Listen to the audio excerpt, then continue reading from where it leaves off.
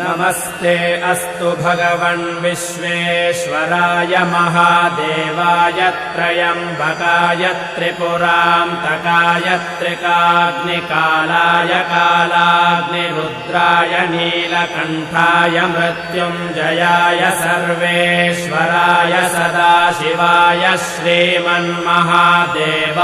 नमः।